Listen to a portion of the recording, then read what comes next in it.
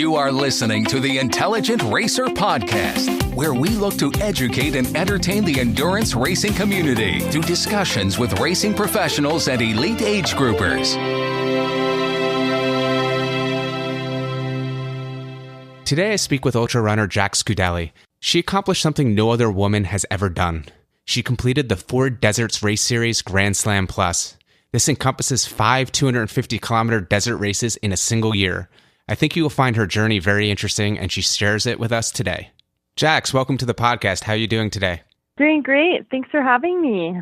Why don't we start off with having you walk me through your athletic background? I understand you have a triathlon and duathlon background and then transitioned to ultra running. So I'd love to hear about that and kind of what the driver was behind kind of focusing on running.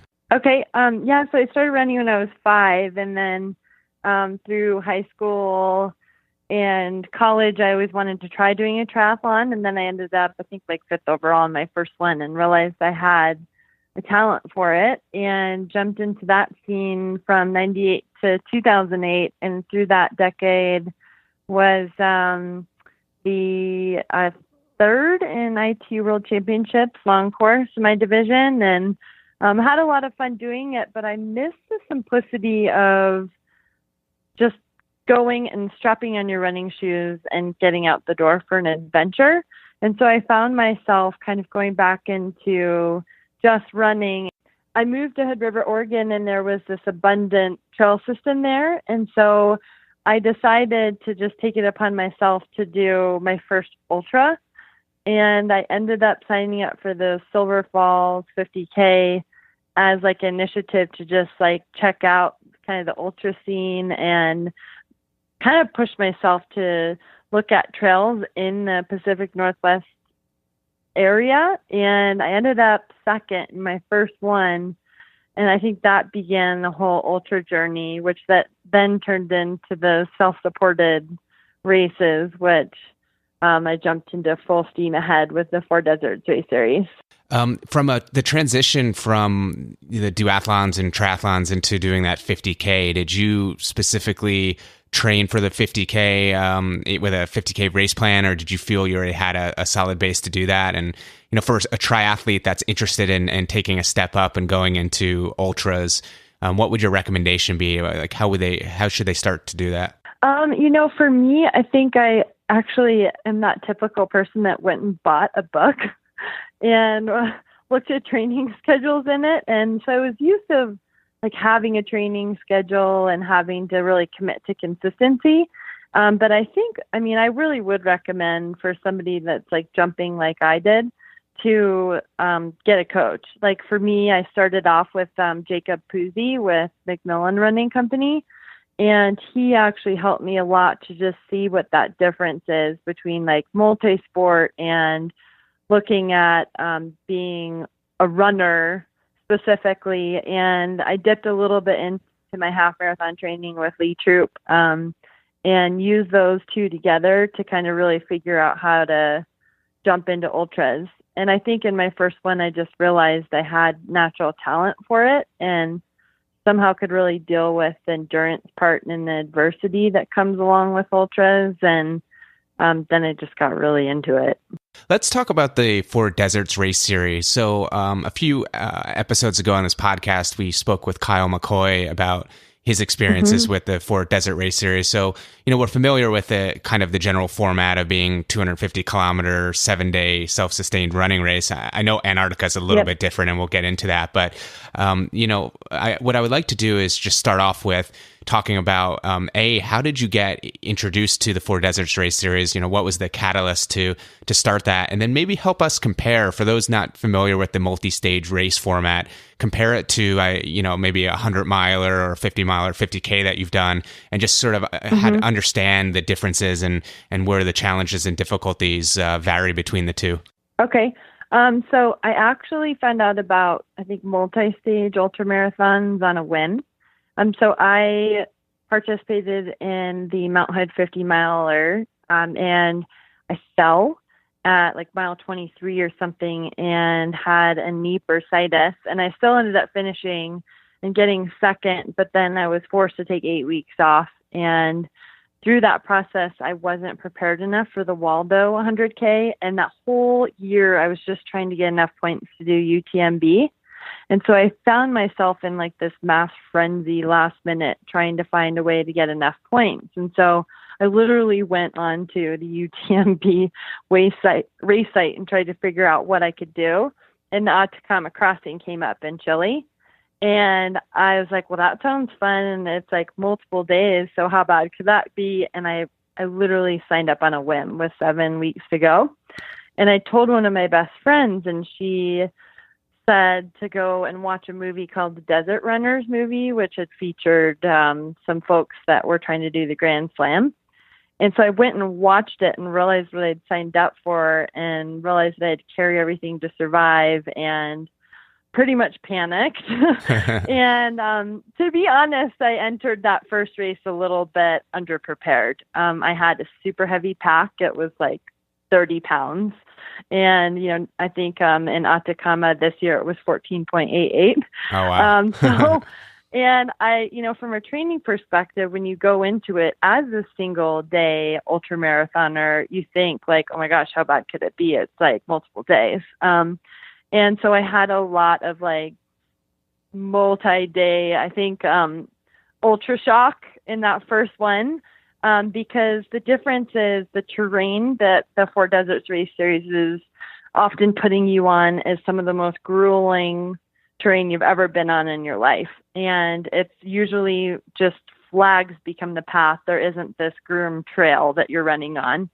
And so you have that adversity to deal with. And then you do have the adversity of dealing with a heavy pack on your back. So it would range from anywhere from 14.8 is really light to probably 22 to 23. And somewhere in there is like the average pack weights of folks. And then you're jumping from camp to camp, and you're carrying, all of your food, safety equipment, basically everything you need to survive. So that difference in load on your body, I think you don't realize how much of an impact it has until you do it. Because right off the bat, as an ultra runner, you think like, oh my gosh, 155 miles broken up into 7 days, that can't be that bad. But I think it's like doing a marathon every day for those 4 days, and then 50 miles by day 6, when you have that rest day, like your body is beat.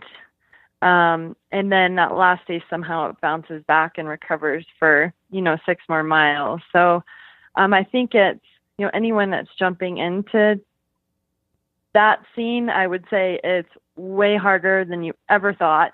And I would definitely advise them to jump on blogs and, podcasts, or jump on, talk to people that have done it before and gain all that advice about how to train for it and what it's like, so that, they're as prepared as they can be when they get to it. 'Cause it really is a whole different ball game. Yeah, I can imagine. So I train for primarily triathlons, though I do some running as well. And I sometimes will take a 10-pound weight into a backpack and just go on a treadmill and walk on it for very steep amounts of, incline, just to get some strength into my legs. And that's really hard. And that's nowhere near the length or the weight that you're dealing with. So I can imagine how difficult it would be. And so, from a training perspective, did you do a lot of training with a weighted pack during your training runs to prepare for it? I did, but not as much as you think. So like a typical week for me would be, I would do double long runs, kind of like you would do in a single, self-supported race. And I would do probably a marathon on a Saturday and then 20 miles on a Sunday, and run those without a pack. And then during the week, though, I would probably do 2 days that are like slow, easy, either road or trail runs that are anywhere from like 10 to 20 miles with the pack on. Okay. And the whole purpose is to have that load and, and a lot more miles. I mean, everyone in the world of ultras, their mileage, is really catered to how their body can deal with it. But for these races, I ended up doing my best when I had a range, depending on the week of that training cycle, of probably like 70 to I hit 100 miles one week. And then I kept a lot of speed too. I thought that was really more important than you ever knew. Or you just slow down too much. Yeah. So you did the one race for the Four Deserts Race Series, and I guess, you must have loved it enough to then decide to take on the Grand Slam Plus Challenge, which, for those not familiar with it, the Four Deserts has 4 key races and then a roving race, which is a 5th race. And to accomplish the Grand Slam Plus, you do all 5 of those races in a year. So one of these races sounds challenging enough. To do all 5 in a year is absolutely incredible. So not only are you one of the few on Earth to ever accomplish that, and I always like to say this for amazing accomplishments, but there's been more people to the moon than there has to accomplish this. So congratulations. But you're also the first woman to ever do it. So it's absolutely amazing. So describe that. How did you decide to take it to that next level and say, okay, I've done 1, now let me do 5 in a calendar year? So I think through my lifetime, I've always been this person that wants to do something so crazy with running that it inspires the masses to get outside. And that fulfills me more than, all the trophies I got this year. So for me, when I spoke with the Four Deserts Race Series, probably the very first week, maybe in January last year, I was kind of brainstorming with them, like, is there anything so big that a woman hasn't done that would make that mark? And, to be honest, with being such a novice, I think, or newbie in the Atacama Crossing, and I got second place there, I was a little bit antsy to try to win one. And so when we started talking about it, it turned out that, no woman had ever done all 5. And so I kind of meddled on it probably for about 5 or 10 days. And the reaction that I had just from doing the Atacama Crossing the year before, and the influence that it had on people just personally to go step outside or do something that they believed that they couldn't do after they saw all the adversity that I went through in that one race and kind of fought through it. It really moved me to think of, gosh, if I times that by 5, how could that inspire the masses? And I literally signed up for the Sri Lanka race, I think 5 weeks before it started. Wow. It was mostly skiing at the time and doing kind of some fun ski-mo racing. So I jumped in kind of again on a whim, and which was funny because in the past I had watched the Four Deserts movie and I was like, oh my gosh, how did those people do the Grand Slam? That is crazy. And here all of a sudden I was signing up to do 5. And I think my business partner, I think his jaw dropped, and he was completely immediately worried about my safety and health and survival. Yeah, I mean, it's incredible. It really is. So congratulations on that, because like you said, one race is impressive and inspiring. To do 5 in a year is incredible. So out of the 5 races, and maybe there's not an answer to this, but was there one that came out as the toughest for you? I mean, either because of the course itself or just something that happened during the race that made it the most challenging one for you? So interestingly enough, we all, a lot of us that were on either the Grand Slam journey this year and have kind of become family members, we all thought that Antarctica was going to be kind of like a glorified victory lap. It was going to be super easy, no big deal. And it literally turned out to be the absolute hardest Four Deserts race I've ever done in my life. Wow. It was because you think about it, and it's you have about 12 pounds on your back instead of, 15 or 20. You're running in slippery, slushy, really inconsistent snow that keeps just getting pounded down, becoming more and more slushy because you're on glacial terrain for the most part. And the weather's humming around 0 degrees Celsius. So it's not cold enough that it's, solidifying. So for the most part, it's very unstable snow terrain. You're doing loops of anywhere from one day it was 1.4K loops for 9 hours. And so you have this new mental challenge of doing just loop after loop. And, weather's changing and being windy, or it's putting down wet snow, which is changing your physical temperature. And it's just all these different challenges. And I think one of the biggest ones that none of us were expecting was the format's quite different there. And so because of the ship that we're on is basically sailing to new locations every night, there's like a definitive end time every day that is solidified, and also weather could end a day. So it's extremely front loaded. So on day one, we had 12 hours to run, and we're all like, oh my God, 12 hours. So like, we're used to the next day getting it off. The next day it was like, okay, today it's going to be 9. And then the next day it was like, okay, today it's going to be 10 and a half. And all of a sudden we're like, oh my God, like, and we're tired. Our legs are throbbing. Like everything feels like it's on the brink of injury. And you just like your whole mental game has to change, and you're just in utter exhaustion.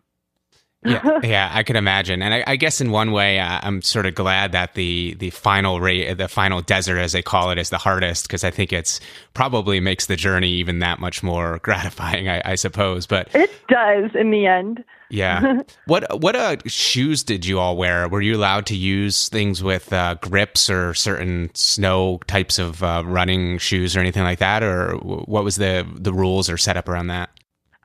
So I'm sponsored by Solomon, and they actually make a shoe that's perfect for it called the Snowcross. Oh, nice. And I would say, and it has spikes on the bottom of them and like a really amazing amount of tread. And so, those worked really well. And like Kyle McCoy, he actually wore, La Sportiva. They make a version too. And I think that Saucony just launched one too called the Razor. So all three of those are excellent to use and like recommended to definitely have that little spike on the bottom.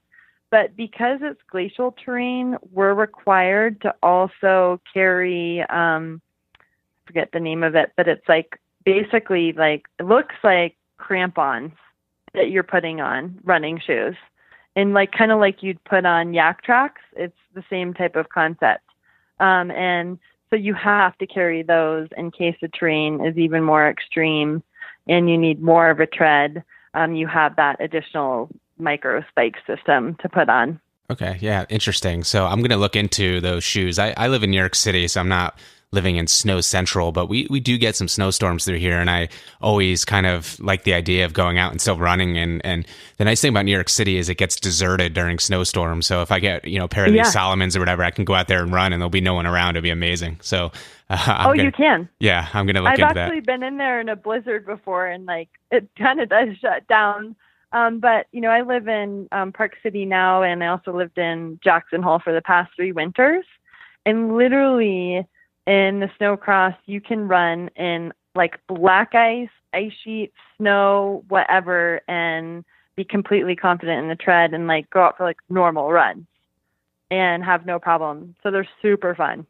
So just hearing where you live now and in the last 3 winters, I'm going to need a separate podcast on talking about skiing with you, because I absolutely love Jackson Hole and I love Park City as well. So both are amazing places to ski. And I know you mentioned you like to ski as well. So we'll have to discuss that another time, because it's absolutely one of my passions. But, as part of the... Yeah, I love to try to ski 100 days a year. Oh, wow. Oh, that's such a luxury. I think the most I've ever done is like 40, and that was when I was much younger and had a lot more time. But, East Coast is difficult. So, yeah. So as part of the Four Deserts, Grand Slam Plus that you did, you were raising awareness and funds for the Limelight Foundation. Can you just explain to us what that foundation is and why you chose that as a organization that you wanted to help? Yeah, sure. So the Limelight Foundation provides medical grants for children and young adults up to the age of 25 with the medical care that they need to try to get better. So unfortunately, right now with Lyme disease, even though it's the fastest growing infectious disease in the world, And it's also diagnosed, I believe, 6 times more than AIDS and 1.5 times more than breast cancer each year. Medical insurance is not covering the treatment that Lyme patients need to get better. So oftentimes families are going broke trying to help their kids out to get better. So for me, I have really, really close friends that are like family to me that have been suffering from Lyme disease for years and years. And through the process of being close with them, I've watched them really suffer through treatment protocols and at times just be totally debilitated and just be lying in bed and have absolutely no energy to survive. And so for me, when I started the Grand Slam Plus journey, I really wanted to attach a charity to it to really help raise awareness. And I felt like the awareness for Lyme disease is lacking so bad that, and my passion lies so much with it that I couldn't help but push for the Limelight Foundation to be a part of it. And so it's been a true honor to help them out this year. And my initial goal was to try to raise $10,000, which would fully back one medical grant. And in the end, through actually the Antarctic journey, we exceeded that goal. And right now we're sitting at 15,300. So now, till the end of the year, we're going to try to make it actually 2 medical grants. And something that's really cool about the Limelight Foundation is that they were given a really nice grant a year or so ago that has helped them to cover all their operating costs until 2020. So that was really neat for me too, where every dollar that I'm raising is literally turning right back around and helping a child to get better. Wow, that's amazing. Thank you for doing that, because I know for myself, I've had family members who've had Lyme disease, and it just seems like it's becoming more and more prevalent. So this is a very important topic, and Kyle actually mentioned this for his 4 desert races when he was raising money. It's sort of, people feel like they're part of your journey with you, and it kind of gets people to kind of donate, and it's a great way to raise awareness and fun. So, so it's really great that you chose to do that. So one more 4 deserts question before we kind of wrap up. Being a woman, and the 4 deserts being a situation where it's obviously harsh conditions and sleeping in camping environments and things like that. Can you just talk about it, that it is woman friendly, and that women should be comfortable doing that race format? And I'm sure a lot of them would be interested, but it's you're kind of trailblazing here, so I would love if you just talk about that for a minute. Yeah, I think for me, it's what's really fun about it is that it's definitely really female friendly. And I think that the women, especially too, we kind of band together when we're out there and we become like sisters. Like my friend Tan Vu, Tang has been she's now my little sister. And so you really have this sense of camaraderie with each other out there. And it's interesting, even with the men, you kind of become so tough out there that there's really no difference. So I'm hoping that this journey really does empower women to realize that the impossible is possible, and what they think that they can't do that men are doing, they totally can, and empower them to give it a shot. Yeah, absolutely. So it took you 5 to 10 days to come up with the idea of doing the Grand Slam Plus. So what's next? And hopefully you haven't had too much time on that boat back from Antarctica to come up with something even grander. But what's next on your plate? What do you want to do for 2017? Well, I think, luckily on that boat ride back, because the Drake's Passage, and it was absolutely awful. Yeah, I could imagine. Strapped to my bed most of the time. So I am kind of doing a little bit of a refocus back to putting primary entrepreneurship on my own coffee roasting business called Stoked Roasters. And so I think that's highest initiative, but like any runner, there's these ideas in the back of my head. One being Barkley Marathon, which we actually watched the documentary on the boat. I absolutely love that documentary. And actually, if you go to my blog related to this podcast, I have a picture of that as my kind of introduction of who I am, because that oh, no way. Yeah, because I love watching those documentaries, and that's why I do this podcast, is because I love talking about things like that. So that would be amazing. No woman has ever finished it. And so I'm like, well, maybe I could either get farther than any woman has, or like, I feel like one thing that the Four Deserts Race Series has taught me is how to be so tough and have mental grit beyond kind of more superhuman. And so if I just need to figure out how to register, because I guess that's the first challenge, is to make sure that you're around and you register on the day that the surprise registration happens. So that's a kind of tingling idea that's going on, and I will participate in the Boston Marathon, New York Marathon for fun with friends this year, and possibly looking at UTMB because I have enough points now. Yeah, I'd imagine. So I don't know. It's all up in the air. That's a serious agenda right there. I'm looking forward to tracking you, because that's an amazing year. I hope it all comes true. That would be fabulous. The one thing you have to do is promise me, if you do Barclays or UTMB or even Boston or New York, you come back on the podcast and let's talk about it, because I think I will for sure. Awesome.